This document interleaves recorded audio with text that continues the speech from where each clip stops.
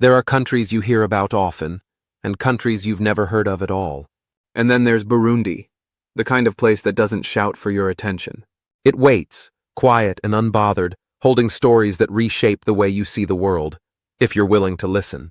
The Nile, the world's longest river, winds its way through Egypt and Sudan, carving its mark into history.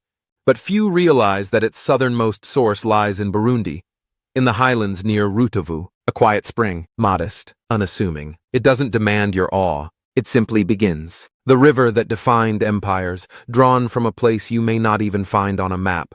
How often do we overlook the origins of the very things that shape us? Burundi's own anthem holds its own kind of truth.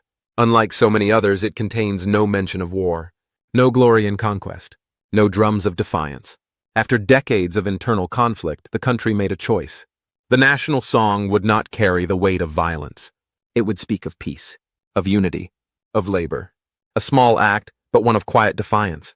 What does a nation sound like when it decides it's tired of bleeding? And yet some drums still carry power. Not of war, but of memory.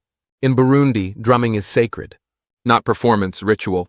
For centuries, royal drummers known as abatimbo performed for fertility, for rain, for kings. Today, those who strike the drum without permission break more than tradition. They break the law. Because here, rhythm is not just music, it's ancestry made audible. What if your heartbeat echoed across generations? In Burundi, wealth doesn't live in vaults. It grazes in fields. A cow isn't just an animal. It's a wedding gift, a sign of reconciliation, a blessing. In Kirundi, people greet one another with, "May you have a cow." Respect smells like earth and hay. Status moves. It's carved into drums, etched into language. If your values had legs and horns, what would they say about you? But not all of Burundi's heritage is alive. Some of it is slipping away.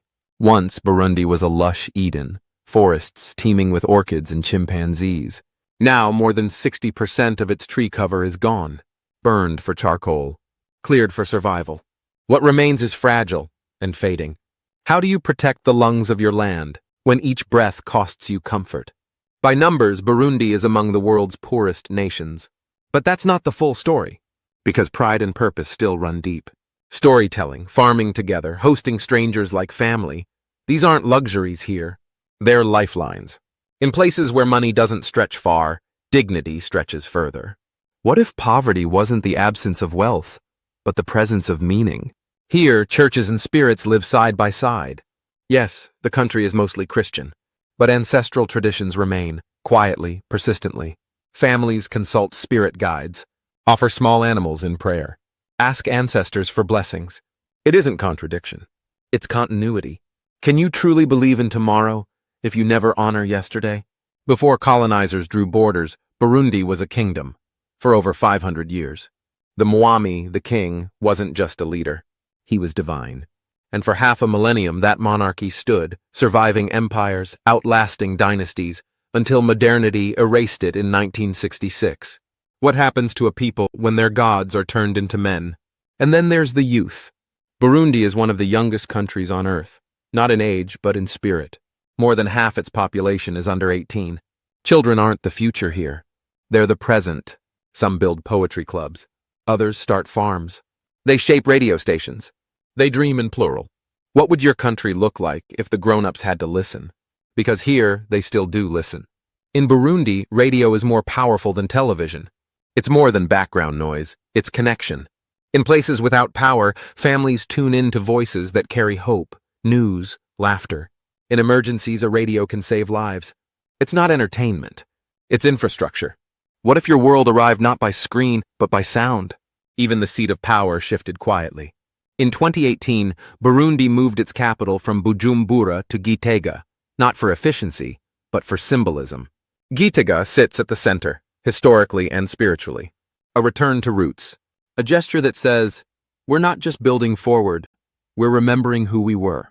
Can changing a city change a soul? Burundi is densely packed, over 400 people per square kilometer, yet it rarely appears in the global conversation. So much presence, so little recognition. But perhaps that's why its stories feel richer, deeper, closer. Can a place be overflowing and still invisible? Even death here is different. Funerals in Burundi are loud, public. shared. Villages sing. They drum. They dance. Elders are remembered not in silence, but in movement. Grief doesn't hide. It gathers. And in gathering, it heals. What would mourning feel like if no one let you face it alone? Ask a Burundian where they're from, and they won't name a city. They'll name a hill. Because your Colleen, your hill, is everything. It's where your people come from, where your story began, where the land itself remembers your name. What would define you if your identity wasn't on paper, but in the earth? Burundi doesn't ask to be known. It just exists, patiently, painfully, proudly. It's not in tourist brochures, not in breaking news, but it's in the way people survive, the way they sing, even after silence, the way they farm, even after floods, the way they love, even when the world forgets. And maybe that's the miracle, to live fully, quietly, to endure without applause. Because sometimes the most extraordinary countries are the ones we never bothered to see. And if you've stayed with me to the end, now you've seen it, even if just for a moment.